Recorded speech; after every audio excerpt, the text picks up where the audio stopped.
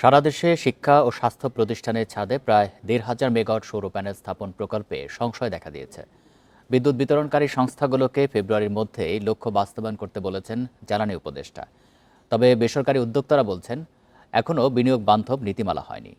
সম্ভাব্যতা যাচাই না হওয়া সহ নানা দুর্বলতা দেখছেন বিশেষজ্ঞরাও।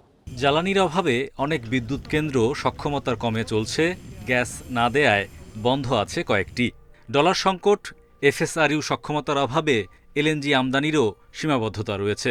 এসব চ্যালেঞ্জ মোকাবিলায় ২০৩০ সালের মধ্যে মোট বিদ্যুৎ চাহিদার ২০% এবং ২০৪০ সালের মধ্যে ৩০% নবায়নযোগ্য উৎস থেকে পূরণের লক্ষ্য সরকারের। দ্রুত সৌরবিদ্যুৎ উৎপাদন বাড়াতে বেসরকারি বিনিয়োগে প্রায় ৪৭,০০০ স্কুল, কলেজ, হাসপাতালের ছাদে বসবে ১,৪৫৪ মেগাওয়াটের সৌর প্যানেল। নভেম্বরে দরপত্র ও ডিসেম্বর ১০ তারিখের মধ্যে চুক্তি শেষ করার তাগিদ দিচ্ছেন উপদেষ্টা। সৌরবিদ্যুৎ অনেক চেষ্টা করা হয়েছে, কিন্তু হয়নি প্রধানত বিতরণ সংস্থাগুলোর অসহযোগিতা।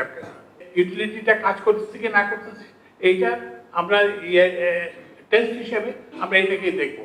তো ওই জন্য যে তারিখগুলো আমরা করলাম, এগুলো অনুযায়ী আপনাদেরকে কাজ শেষ করতে হবে এবং শেষ করে এটা যেটা বললাম যে বেশিরভাগই জানুয়ারি ফেব্রুয়ারির মধ্যে কিন্তু এটা আমাদের ওই যে জাতীয় গ্রিডে আসতে হবে। ছাদে সৌর প্যানেল স্থাপনে কমপক্ষে ৬,০০০ কোটি টাকা বিনিয়োগ দরকার। চড়া সুদের ব্যাংক ঋণ ও আমদানি শুল্কের চ্যালেঞ্জ উল্লেখ করে বেসরকারি উদ্যোক্তারা বলছেন, পল্লী বিদ্যুৎ এলাকায় ৬ টাকা ২৩ পয়সায় সৌর বিদ্যুৎ সরবরাহ কঠিন হবে। অনেকগুলো বেনিফিট এখনো দেন নাই, যেগুলো দেওয়ার কথা।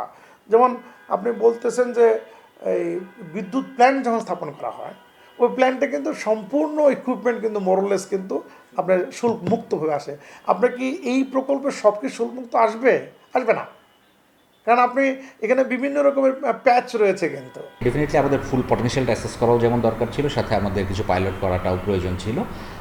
তবে তারপরেও এখন যেটা আছে সেটা থেকেও যদি আমরা কিছু এক্সিকিউট করতে পারি প্রজেক্ট, সেটা আমাদের জন্য লেসেন্স হিসেবে কাজ করবে।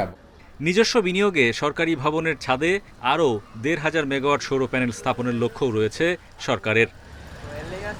Hari Saha, independent news, Dhaka.